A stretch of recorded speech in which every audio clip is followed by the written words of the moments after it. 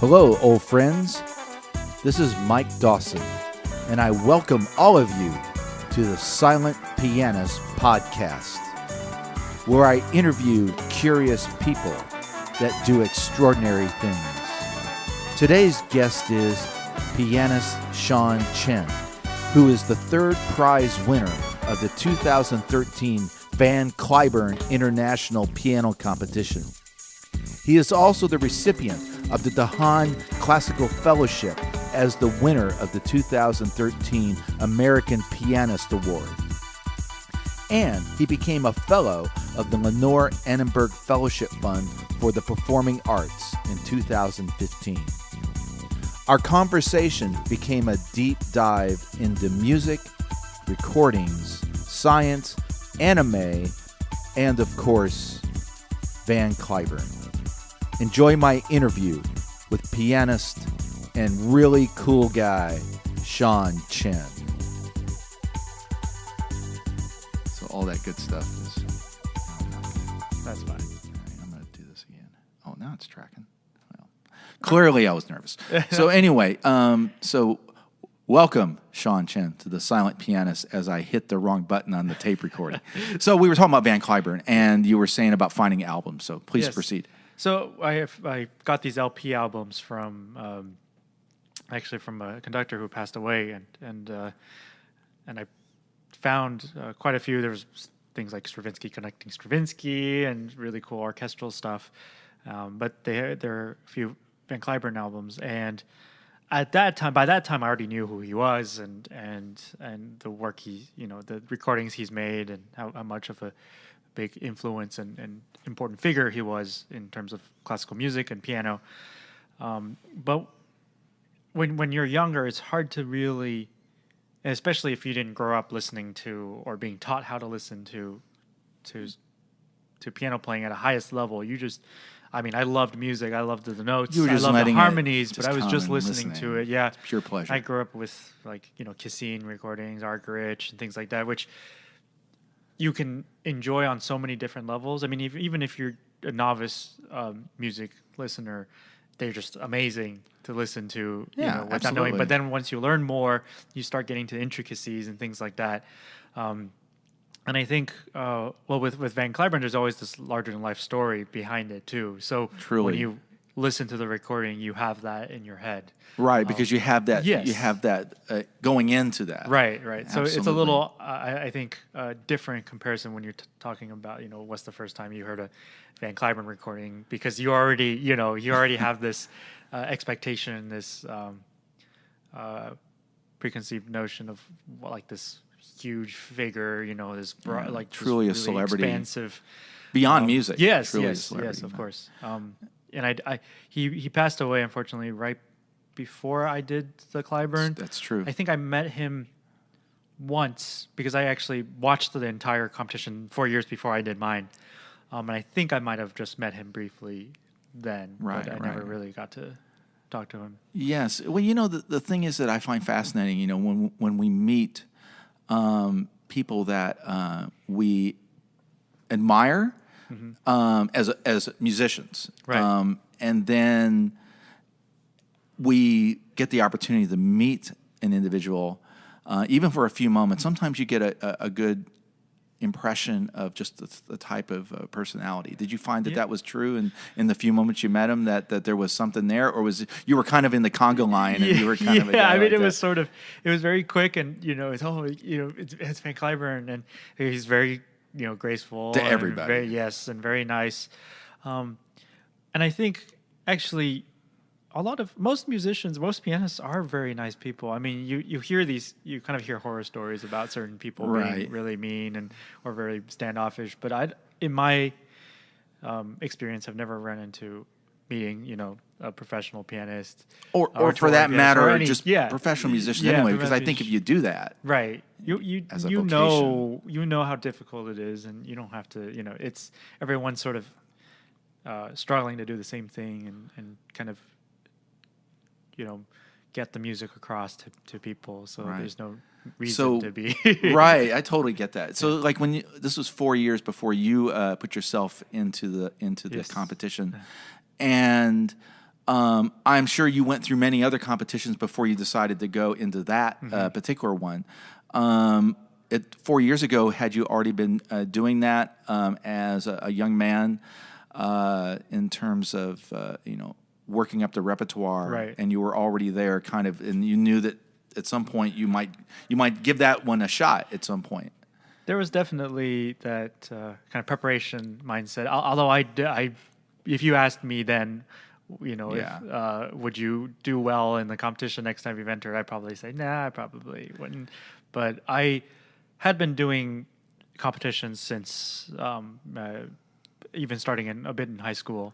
And then when I went to conservatory, I started doing pretty much at least one a year, starting with some less big ones. And then it just kind of built up in terms of momentum. Like I had pieces that I was playing and that worked well for me. And if they didn't work well for me, I kind of was really figuring out how to play the game, so to speak. You're road testing it. Yeah. Absolutely. And so with the few years before the competition, I did 2011, I got second at the Seoul International Music Competition in Korea. That's in Korea, right. And then I did, I was at Cleveland a few times, and I didn't win, but I got a prize for my performance of a piece, American piece after 1940, whatever the date was, 1950.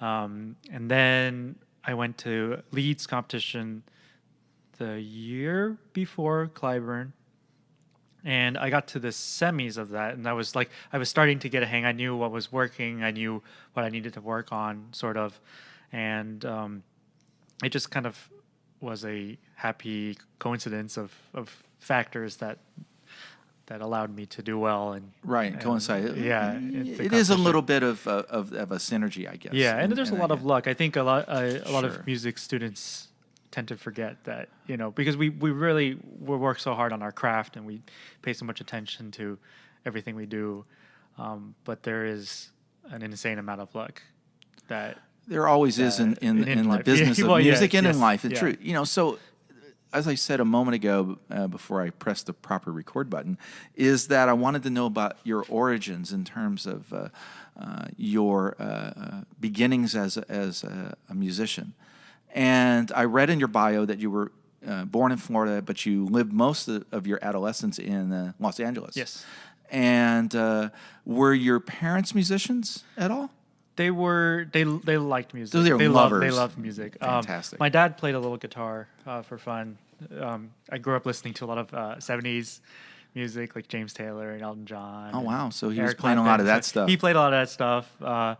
And he wrote some of his own music and lyrics and stuff too. Oh, wow. Cool. In Chinese. He was. That's how my parents met, actually. I think my dad was serenaded her. Yeah, he was in the guitar club or president of the guitar club or something, and he dedicated songs to her. And well, that's really cool. So clearly, music was always in your life. Yeah. We always have music going on, and so that was, I'm sure, a big factor. I think part of the reason why I started piano was just because, my parents thought it was a good idea for me to learn. And I think I had a small keyboard that I probably seemed to enjoy playing or something, so they thought I should get real lessons. And it just kind of stuck. I was never really pressured to be I didn't know I was going to be a pianist at all till much later. But it was, I obviously your parents have to force you to practice when you're that young, Right, because we don't want to do right. that. But once I got on the piano, I think I really enjoyed being there, and I watched a lot of Disney movies, I played a lot of video games, and I really enjoyed kind of figuring out how to play by ear those songs, and then that kind of led me into improvising and composition too, which really kept me interested in music when I didn't feel like practicing, because you don't always feel like you're practicing. sitting there figuring tunes out and got the stereo going and playing along and stuff like that. So I think it's very important. I tell people when they're asking me about their kids or whatever, how to keep them, how to motivate them, and the best way is to make it fun. Yeah, absolutely. Not to dumb it down and make it whatever, but it's a big difference. It has to come from a genuine place. A sense of play as you bring along the musicianship. Yes, as they get older. Yeah. So what's your dad's name? Eric. Eric. And Yeah. your mom's name? Terry. And were they born in America, or did they immigrate? They were born in Taiwan. Okay, so they came to Taiwan. Yeah, they came, and then they came for school. Okay, cool. So do you still have a lot of family in Taiwan? Yeah, quite a bit. So you get to go back and Yes. and that's cool, man. Yeah, it's nice. I really like Taiwan. Yeah, a I lot, lived in yeah. Singapore for over Oh, a okay. year. Yeah, when I was an engineering guy, doing yeah. all that back before the internet, Oh when we had to connect everything with wires. gosh. You have abacuses too. Oh yeah, exactly. Well done, sir. Very good.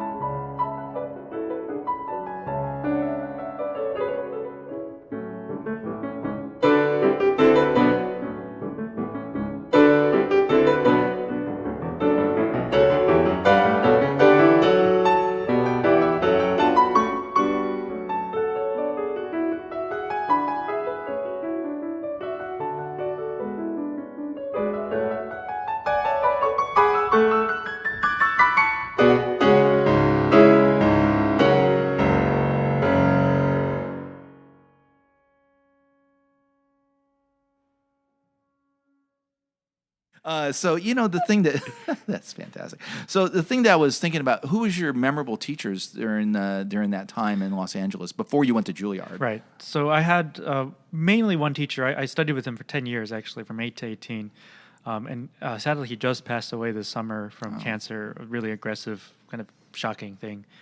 But he was... and what was his name? Edward Francis. Edward Francis, And okay. he has, throughout the years, gone really involved in he was always involved in the musical community, but he's really expanded and, gone to conferences nationwide, and he travels to listen to his students play everywhere. And he's just really a selfless guy and always about teaching and learning both for himself and his students. So it was kind of amazing.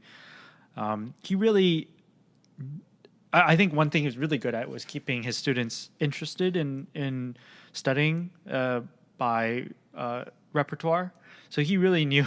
I figured out what I liked to play, and he was cool with that. He said, "Well, if that's what you want to play, that's where we'll go." Yeah. Well, I mean, there's obviously there's a he's gonna say play your Bach, right? And all that there's stuff. a time for everything too. He'd say, "Okay, well, maybe we can work on that in a while. You're not quite ready for that." Flexible, right? Yeah. Wasn't dogmatic. And I think that's very important. My first teacher was Angela Hsu, and it was really technical, but I think it was also really important. I mean, I don't want to downplay that. It was the foundation. I was not happy. Yeah. After a while, I mean, I enjoyed it at first, but then I wasn't playing repertoire. I was just doing exercises, and so wow. But I probably wouldn't be here today if I didn't have that. Because that foundation is important. Right, but right. So it's everyone goes through their own kind of path to where they are, and so I wanted to switch study with someone who I could just play more stuff. Actually learn music, and so that's. I stayed with him till I graduated. And so when he would conservatory. teach, was he really good sight reader that would just put the scores up there and just play and give you a sense of how the music could be executed? Because some pieces you need to see how to do particular types of passages. Right. I mean, we were enjoying your Ravel today, and of course that's very athletic music. But I can imagine when you start doing pieces where you have certain things that you have to execute. Right. So I guess my question is, did he demonstrate a lot? He did demonstrate. He would read not so much the more more difficult stuff, but he would usually play through the piece when he were to assign it to his students. He'd play through them, just so you get a sense of it. And if he couldn't, then he would give you a CD. So a lot of the pieces I chose later on, he would give me 2 CDs. He'd say, "I want you to learn these pieces eventually." So you get to choose which one you want to start with. So in a way, you get to exercise some musical decision making, and kind of formulate your musical style in a way, like what you like more, you prefer more. And I found out I really, really enjoyed Ravel, and so that was how he kind of did those pieces. But he was an accomplished pianist too. He actually was going to go to IU for his doctorate, but he'd already had a teaching studio in California and things like that. And that was so, what was that was what he wanted to do, and wouldn't have made sense for him to stop that, Right, because that's a real hard left turn when you decide to maybe do something completely different. Right, and back then, nowadays like DMAs are everywhere. Everyone and their mom has a DMA, and they don't. They're a requirement to teach at universities, but they almost don't mean much in terms of like what can you ascertain about this musician's knowledge or musicianship because they have a DMA. But back then, I think is like you didn't need a DMA especially if you're going to just teach. Even at a university, it was fine. Right. You didn't have to go to the postdoctorate kind of stuff and things of that nature. So, would you call him like one of your first mentors, perhaps, in a way? Yeah, definitely. And he stayed in touch, after graduated. He would travel and... and he'd text me and say, your talking was good, but there's too many ums on stage and things like that. Or, why are you buttoning both buttons on your jacket? Wow. He was very observant. And I think it's good, because I was exposed honesty to... with love. Yes.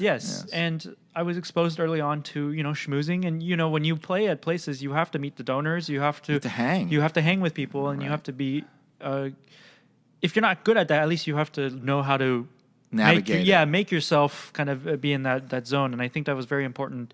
It's extra musical stuff, but it's very important for, especially nowadays, for having a career in music. Yeah, we're Doesn't matter freelancers, man. For teachers, it doesn't matter for performers or for music administrators. It's all Right, it's all kind of yeah. part and parcel of the same thing. Well, that's fantastic. So when you went to Juilliard, you earned your BA and your MA there. BM. Yeah, well, the acronyms we have we all have those. So when you were in New York City, tell me like some of your performance experiences there in the city. Probably you did Town Hall. You probably played Lincoln Center, perhaps. Carnegie Hall eventually. I actually have not played at Carnegie, which we have to actually we have to fix that. No, being in New York, but just playing in the city is just right. a different kind of world.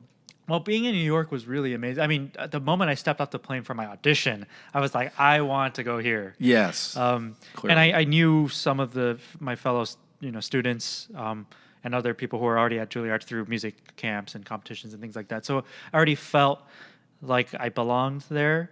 So it was very nice, and I was very happy when I got accepted to go. When you're a student in New York or anywhere, you don't take advantage enough of the opportunities, like going to the opera, doing the concerts, going to the museums. Because you're practicing. Yeah, because you're practicing. You're busy being a student and hanging out with your friends instead of, going to see those places that you won't see because then you'll leave New York. And right. Like, well, yeah. I think that we don't appreciate it until we leave it. Yeah, exactly. And then we go, man, I wish I could be a student again. Yeah. With what we know now. Definitely. I didn't do a lot of performing in New York besides, at the school.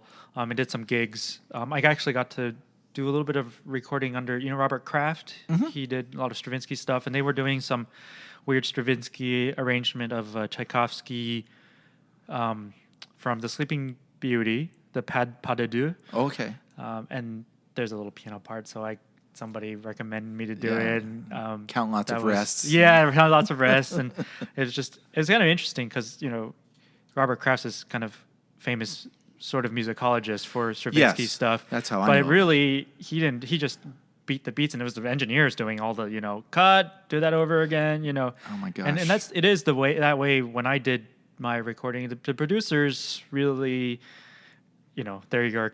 They make the decisions. In a way. Mm-hmm. So that was kind of eye-opening. Did a lot of chamber music and things like that. Got to play with the Juilliard Orchestra. But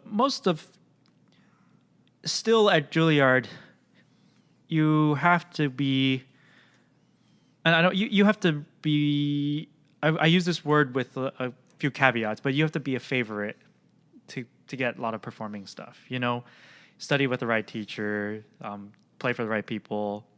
And I liked who I was studying with, and I didn't want to, do any kissing up to people just because I wanted to do that. I wanted to, get the right. You were sticking to your education. goals. Yeah, I was. I think I'm kind of stubborn like that. Mm-hmm. Right, right. So a lot of performing actually didn't happen until I won the competition. I did do quite a bit of performing in California because I grew up and there's a pretty big music community there. Sure, absolutely. And really the competitions that I did were my opportunities to perform because they are, you always get audience members who are really enthusiastic about piano and classical music come to these competitions, no matter where it is, if it's in Europe or in Asia or in America, you attract piano fans when you at competitions. So that was really where I did a lot of my performing in school. That brings up another question. Were you here this year for the performances? I did not come. Because you're working. Yeah, my brother visited me in Kansas City. Okay, well, you got to stuff. And Kansas City is such a great music town. It's great. It's a lot of fun. I was just up in Missouri to go see the Eclipse. Oh yeah. And I was like, I got to go back to Kansas City because I used to play. I used to play in blues clubs all the time. Okay. In my world, and of course that's where a lot of jazz came out of. So, and I know that the Kansas City orchestras. And there's a lot going on there, and you think, Kansas, what's going on there, and people don't know. Man, that there's this huge community. Kansas Cityans are really proud of what they have. I mean, they love everything local. They love everything made in Kansas City. It's a very homegrown. Yeah, kind of thing. they love local meat, local greens, local music, local art, local coffee, local beer. So it's a real interesting. and they're very proud of it. So I've never been in a city that's like that. I grew up in LA. Yeah, we like LA, but we're from everywhere and we're going everywhere. And LA is so the ultimate big, transient you can't kind really of say thing. what is LA. I mean, I grew up in the suburbs of LA. It's like, in a good day, 45 minutes to get downtown. That's pretty far. In the East Coast, this would be like two separate big cities. Right. At Exactly. distance. So, exactly. yeah. So it's been Sounds a very like it's been a good interesting- place it's to plant your really, flag a little yeah, bit. definitely. Fantastic. So yeah, I forgot what we were talking about. Oh in no, terms I of- just yeah, like I said, we're yeah. just hanging, Yeah. freewheeling discussion. Like I said, I'm the thing I try to work on this thing because I'm doing things that are not interviewing just musicians Right. and filmmakers, Yeah. but I've got people from NASA that are Yeah. on the hook and Yeah. astronauts Right. and because of my nerd background. Oh, well, we should talk about Yeah. Well, I was gonna ask you about it sounds like that you had a little bit of a decision when you were quite a bit younger. Do you go into the path of the music or do you go the Right. path because you were really interested in technology Yes. and Yeah. code and stuff Yeah. like that? Yeah. So how did that feel when you decided to go one way or the other? Probably you never walked away from it. It's just that Right. it's an emphasis. Right. I did make a conscious decision. I would not do a double degree if I that's did that really because I didn't do prep, conservatory training. I wasn't. If I went to music, I really needed to focus on practicing and getting better. And I didn't do any super crazy mathathons or any science, things like that. I was good at the schoolwork, coursework, and I understood it and I liked doing it, but I did not know how I would compare, once I so I got accepted at MIT and Harvard for science, and I'm sure I would have get creamed if I got at MIT for that kind of stuff. It's brutal. Well, it's kind of like a Juilliard yeah. for that Yeah. STEM Exactly. stuff. Well, we'll call it STEAM now STEAM, since you yeah. and I are here now. Right. But I knew if I get either one, I'd have to devote a lot of concentration to that. So I didn't want to do a double degree because I felt like I just insane. probably. I mean, I've been sort of doing double when I was in high school. I was doing music and academics both a lot, and I just was a little tired of juggling that. Yeah, you got to pick one or the Yeah. other. Because I tried to do that too when I was working as an engineer, and I wanted to be a songwriter Yeah. and not be just. I walked away from the classical piano world and I went into that, but then I realized that I still like to write songs Yeah, and I write yeah. the melody Right. and I do that. So after 10 years, I walked away from that and went back Yeah. into it, and it's like, Yeah. well, I'm much happier now. But Right, right. I can emphasize with that. So I sort of made the decision based on if I went to music school and after a few years, didn't like a couple of years, I could transfer out and go do an academic school, maybe do some, and then transfer into a better university Right. later for something else. Whereas I think the opposite is much harder because if you're not practicing piano for 2 years or 3 years, You lose it. seriously, yeah, I mean, you lose it and everyone else is getting better and you're getting older. And in performing arts, age is like sort of a factor. Yeah, I my mean, friend said, "We thought you were dead." That's what they said to me. And I go, "No, man, I'm here." Yeah. And so that's sort of the logic. It was a very rational sort of thing because Right. I think what happened was I wrote to Harvard and was like, I'm thinking about pursuing a sort of professional thing, music school. And if I don't like it after 1 year, may I do a deferred acceptance and come to Harvard 1 year late? And they actually said yes. Oh, well, there you go. But I ended up not needing So to that use was a it, safety but net that wasn't really required. Yeah. So you're always a very rational, planning ahead kind of I guy. tried to be. I think emotionally, I wanted to do music too. Yeah, Like I just had to rationalize it in a way. But back then it was more actually. I was really interested in physics and chemistry more than I didn't really know much about computer programming and Okay, things so it's like the that. pure science and Yeah, and it was actually not until I went to Juilliard and I started taking classes up at Columbia because we can take one course a semester if our grades are good. At Juilliard, we can take one course a semester at Columbia, no prereqs, pass. You can do pass or fail. It's just about learning. So it's like an elective. of yeah, some it's kind. really nice. So I finished, calculus, multivariable calculus, complex analysis. My dad's a stats major, so and I Okay, took got it. econometrics, which was quite boring. I took financial economics, a lot of math stuff. And then I was like, oh, well, they had an intro to C. And I was like, well, I've always wanted to program. I did a little HTML and JavaScript in high school, just putting together web pages for fun. And I was like, I should probably, learn about programming. And it was sort of interesting because I realized I thought just like a computer. Like all the algorithms made sense to me. All the logic was very... I mean, it could be a product of just growing up playing video games a lot and being around computers. Yeah, I mean, so when you're a gamer, it's like a thing where you just kind of like how the sausage is being made. Exactly. It's kind of like when you do your analytical techniques for music. You're kind of digging into it a little bit. Yeah, definitely. And so I really breezed through that course, and then I took data structures and algorithms, and then I got into computer animation, which is more physical simulations. So we did everything from like just collisions and simulating gravity to rigid body and fluid dynamics. And then I took computer graphics, which is more of the rendering pipeline, how to use OpenGL and ray tracing and things like that. So it was really cool because it gave me an insight to all the stuff going on in the back end of video games. You play, you're like, oh, that looks amazing. But once you take these courses, you really even have a deeper appreciation for it because they're finding ways to make it look so realistic in real time on, especially nowadays on your phone, it looks great. It's amazing. It's amazing what they can do.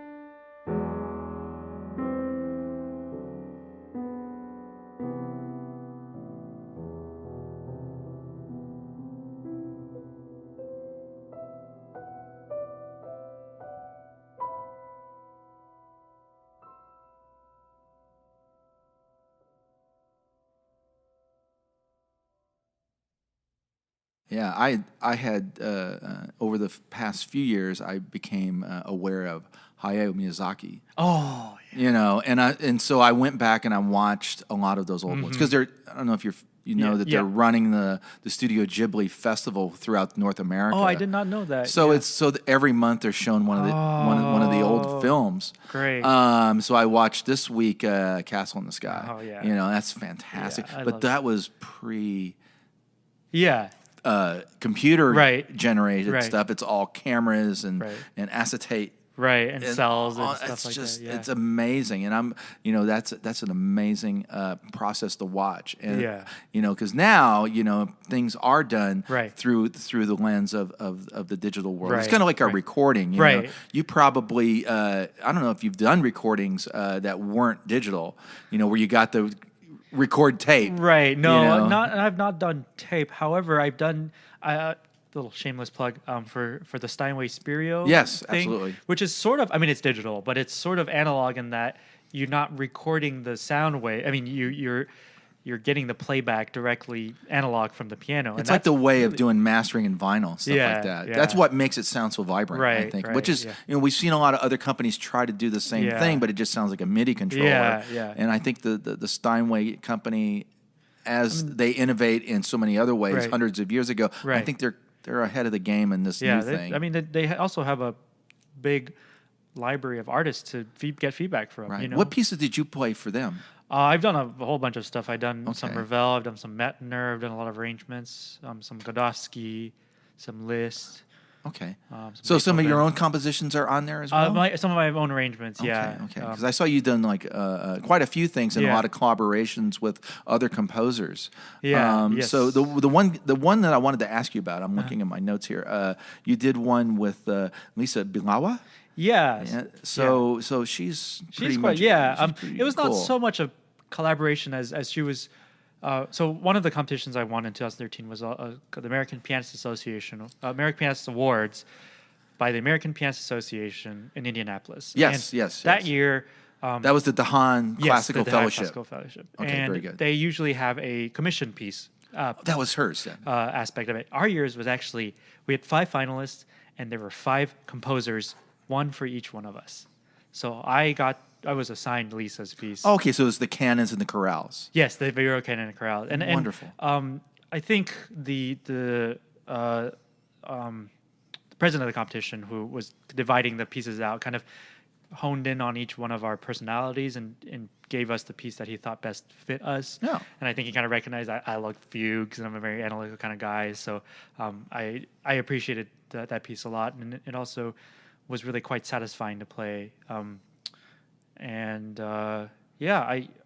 enjoy learning new music, and I was roommates with a composer for 3 years at Juilliard, and I was really glad to have that because it forced me to listen to a lot of contemporary stuff and really get my ears, because it's really an acquired taste. I mean, no matter how you look at it, you have to listen to it and get to know it. And then once you start to know these pieces and connect with them, then they start to sound very familiar and very Right. normal. But when you It's don't, not like listening to a Beethoven sonata Right. where you kind of know all the exactly, dips and turns. exactly. If you hear, there are Beethoven pieces that if you've never heard before, you listen to and go, "What the heck is going on Hammer here?" clavier was like that for Yeah, me. You're yes. just like, what the world's going on? there? Exactly. I totally get that. Well, I was looking that you did one of the other guys that caught my eye was Michael Williams. Yeah. And Do you know Michael Williams? I just know him by reputation. Okay, I don't know him yeah. by other than his music. So Yeah. how did you connect with him? And So he taught piano also in California. I'm not sure if this is the same Michael Williams you're thinking yes, about. But yes, okay, because yeah. he's from New Zealand, right? Did he grow up in New Zealand? Maybe I'm thinking of another guy. I but don't please, think. I go think ahead. he doesn't have a New Zealand Oh, accent. okay. So, Okay, gotcha.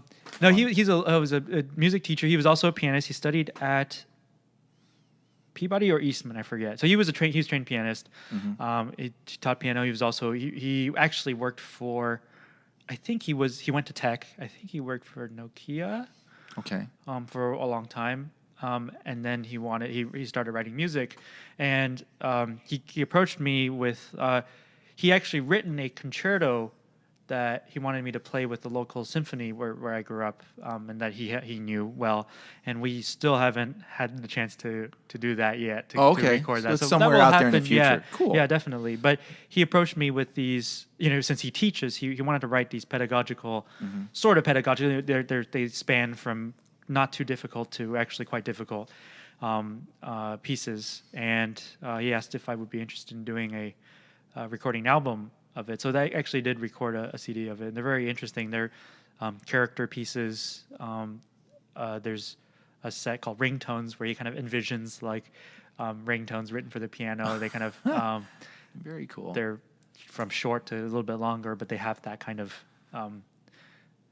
catchy quality about a them. little aesthetic, a little hook. Yeah, going, exactly. something And more about one of them hook. quotes the Nokia ringtone and things like that. So Clearly. and then he has the album for the young artists, 2 volumes, and then the tone poems where it's more advanced. It's more kind of like ballades and things like that. I So see. it's very it's quite tonal. With jazzy influences and very pianistic, and I quite enjoyed it working on them. So and we're good friends, so that was also nice. Well, yeah, it's always good to have that little rapport going there. Yeah. So, in your own compositions, do you think you might do a full-length album of just your own music at some time in the future? 'Cause you probably write a lot. It's Yeah. not that they all make it out Right. into the public venues. I do a lot of arrangements, and I do have an idea for putting together transcriptions. Yeah, that well, I've you done did the into an Ravel album. transcription. Did the Ravel. I've done movement of the Rachmaninoff Second Symphony, the third movement. Do you make your own transcriptions Yeah. a la Horowitz? Yeah, well, they're more.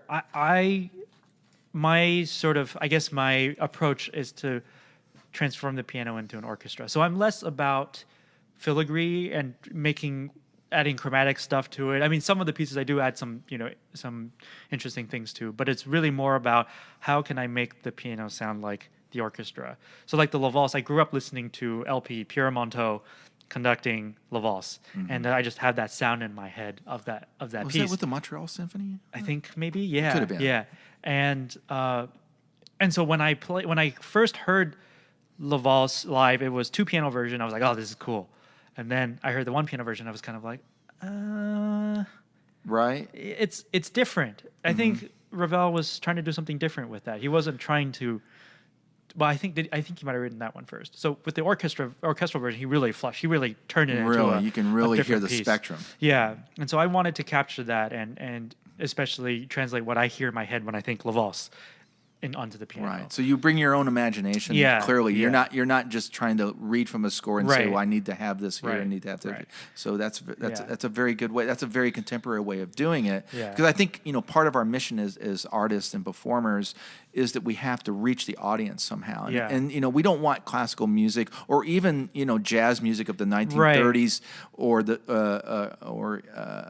any other time period that seems historical now. Right. We don't want it to sound like we're in a museum. Right, exactly. And the nice thing about doing your own arrangements and transcriptions is that it's unique to you. I mean, when you're faced with a musical challenge, like how do I translate this to the piano, every musician, every pianist will have a different solution because we've played different pieces and we've studied different things. And so what we write is both unique to us, so it's nice to play for us, but it's also unique to us in that there's no one else in the world that would do it like that. Right. And so I like doing transcriptions because I don't have to worry about the notes. The notes are good. Like the composer did their job. They wrote the notes, the form is great, and I just have to worry about recreating that on the piano. Right, you're creating a vibe. Yeah. For a non-musical way to describe it's sort that. of like, in a way, making a recording of a performance. You as a recording engineer, you have to decide where the mics to put, how many mics to do it, how you mix it down, how wide the stereo is, and things like that. And when people hear the finished product, you're actually hearing not just the performance, but the interpretation of the engineer. The studio is another instrument. Right, exactly. And so it's sort of like that, where our transcription, well, first, our performance is also interpretation, but our transcription is also a filter, that the music passes through. I see. And then you get to the abstract notes, the essence of the music. Now, So, when you create these transcriptions of pieces that you're really intimately Yeah. familiar with, how much of it are you putting down on paper?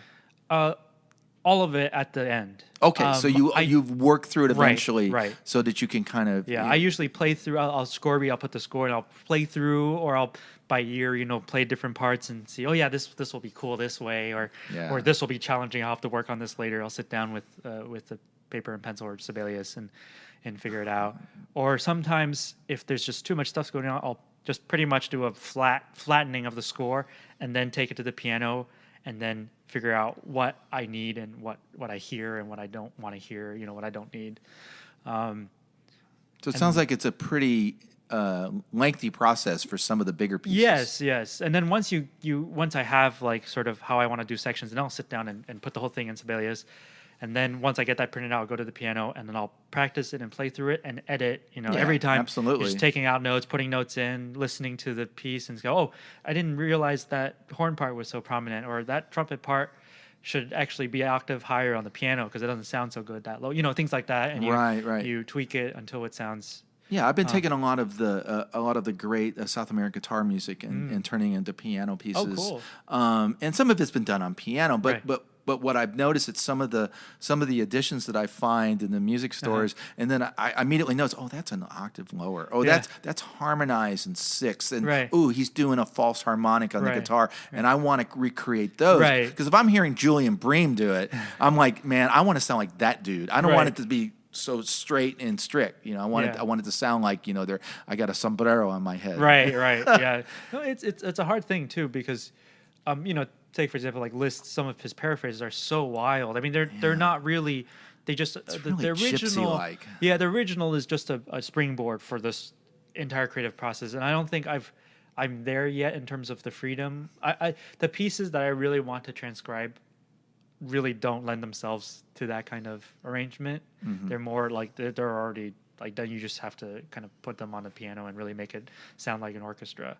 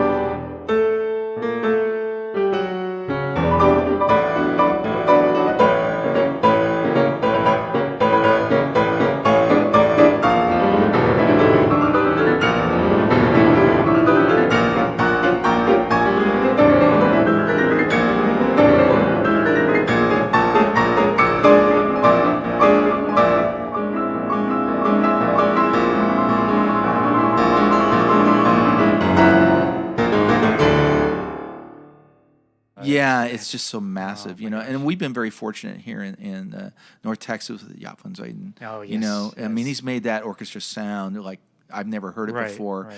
And it's interesting that he's going to New York now, and Yeah. I guess that'll be an interesting process to observe. Yeah, it's always interesting. I mean, that's a profession I don't envy, is being a conductor. It's a tough thing, and he came at it very from like a lot of these guys. They come at it from a player, Right. and then they become that. I think about Bernstein.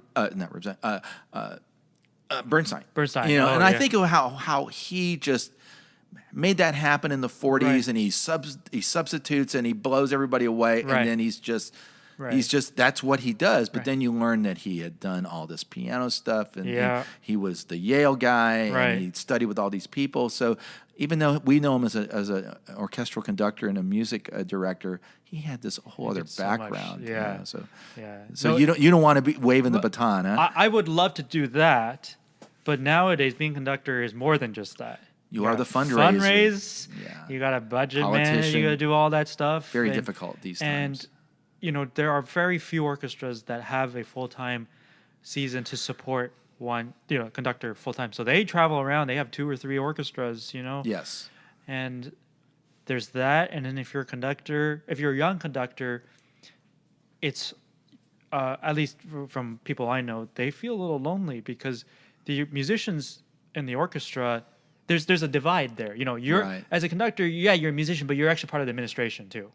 Right. And You're the heavy sometimes. yeah. And so there's that union thing, and then there's the musicians are sort of together, and then the conductor's sort of separate. So even if they're some similar age, it's a little hard to bridge that divide, Right. which sometimes the board wants. They don't want the conductor and musicians to get too cozy because if they have to let someone go or whatever. I don't know. It's very Right. Well, we observe that as players, Right. and you obviously go in and perform with many orchestras, and you see different kinds of dynamics Right, in that same lens, and right. you sense that. Yeah, Because yeah. sometimes it's palpable. It is, Yeah. and that's so. I would love to conduct. I would Yeah. love to conduct like from the piano. If I could do like Beethoven or Mozart concerti and do some conducting there, that probably would be. Call up Andres Schiff. He'll give you some pointers. Oh, he's great. That would be sort of the extent to which I would love to conduct. I mean, Cool. I would love to conduct like a Beethoven symphony or something. Yeah, like that. just to hear it, like, from that exactly. perspective. But I've never taken any license or anything, so I'd probably be horrible at it. But I'd also be I'd be a really annoying rehearser because as pianists we're so OCD by ourselves. We can control everything. Yeah. With an orchestra, you have to let them. I mean, yeah, you give them suggestions, but they're their own. They're their own musicians too, and they play Right. together, and they have a way they play, and you can't, fidget around with those kind of things and expect it to sound good. It's gonna just be a mess. You're gonna waste a lot of time. And Yeah, well, it's you gonna have to take trust years. them. Yeah, exactly. Exactly. So, You have to trust them. so that's a different. Well, Otis gave me 5 minutes, so I know you have to catch a plane here. But the last thing I wanted to ask before we call it quits here is, who are you listening to now? What kind of? I know you probably listen to certain pianists, Right. But what music are you listening to just for fun? What's on your playlist these days? Mostly orchestral stuff and old pianists like Rachmaninoff and Mettner and Cortot and the dead white pianists. Right, all the dead white guys. But there's something about the way they play music that's so different than the way we play music now. And yeah, I wouldn't play like them, but I think it's very important to hear them and to be inspired by what they did because like they couldn't care about would care less about round notes, I don't think. Especially Cortot. You know? Right, It wasn't yeah. about that. And there's so much spirit in his playing and so much freedom. Sometimes it's borderline kind of crazy, but hey, it's really captivating. That's humanity. Yeah. So I listened to those. I listened to, like, the other day I listened to the Tchaikovsky Manfred Symphony. I never heard it before. I've heard all the other symphonies. I never heard Manfred Symphony before. I have a lot of composer friends that we just, kind of exchange, like, hey, have you heard this before? Oh, you should check this piece out. Oh, you'd love this Right. and stuff. So things like that. I'm a big video game and Disney music fan, so I listen to a lot of that just to relax. Okay, cool, man. And a lot of oldies, the stuff my dad listened to, they're on my playlist. I Right, shuffle yeah, them. yeah, because it's all good. It is all good. Chinese, Taiwanese pop and things like that. Sometimes it's interesting to. Even if the music is bad, it's good to listen to it to try to say why to tell yourself why it's bad. I mean, if you hate something but you can't say why it is, then maybe it's not bad. Right, it's just foreign to you. Right, exactly. So, and I think that's the same with pop music sometimes, where a lot of classical musicians are like, yeah, that music sucks. Music's terrible. And it's Right, like, right. Oh, it's just because, you Are just you in say the- that because yeah. you think, that's what you think you should say. But have you really listen to it? Yeah, think I about was going to ask you, like, what films are you digging these days? Are you like are you a film score guy? I like film scores. I'm not so big on, like, old movies. I haven't gotten into it. I mean, I've seen some, but I mostly just catch what's exciting, it's playing now. And I love animated stuff. I really do. Like Pixar, Miyazaki stuff. Yeah, I've just been obsessed with that guy. I'm in the middle of creating an animated film. Oh, okay. And Yeah. I'm using some of my music Okay, great. as a template. And Yeah. that's a whole new world, man. It's crazy. I really wanted to be a video game composer, actually, when I was a kid. Oh, cool. Well, you could do that, man. Yeah, well, there's a lot of it is just like, I could do that. I just got to devote the time. Right, it's a whole other world, And it's man. always like, you think it's easier in another field, but really course not. it's just as difficult, if not more difficult than what you're doing now. So I've only done really one kind of short thing for, I had a acquaintance who was doing film school, and they did a thesis film, and I wrote some music for that. cool. So that was an interesting experience. So maybe we'll have some of that in the future. Yeah. Well, I'll tell you what, we're getting the thumbs up from Otis Gray here at Steinway Hall in Texas. So we're going to have to wrap this up. Sean Chen, thank you so much for coming, and we really enjoyed your performance today. Really and, glad to be here. We wish you the best with all your performances this year and next year, and we hope you come back to Texas soon. Yeah, thank you so much. All right, cheers.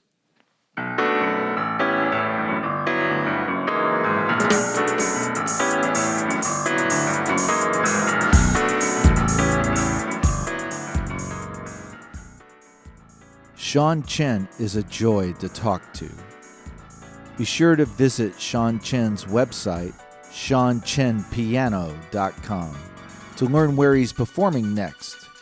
Sean also has an intense masterclass schedule, so you can find out more at Sean Chen Piano. Mr. Chen will be performing for the Steinway Society of the Bay Area in San Jose on September 9th. And on September 23rd, he travels to Anchorage, Alaska to play Beethoven's Emperor Concerto under the Northern Lights with conductor Randall Fleischer and the Anchorage Symphony Orchestra. The piano performances you heard during today's interview was from Sean's Steinway & Sons label album, La Valse. My name is Mike Dawson, and I am the Silent Pianist. You can find me at my band's website, roarelectra.com, or at my Twitter, at Mike Dawson Music. And you can find the Silent Pianist podcast anywhere podcasts are found. Goodbye, old friends. I am the Silent Pianist.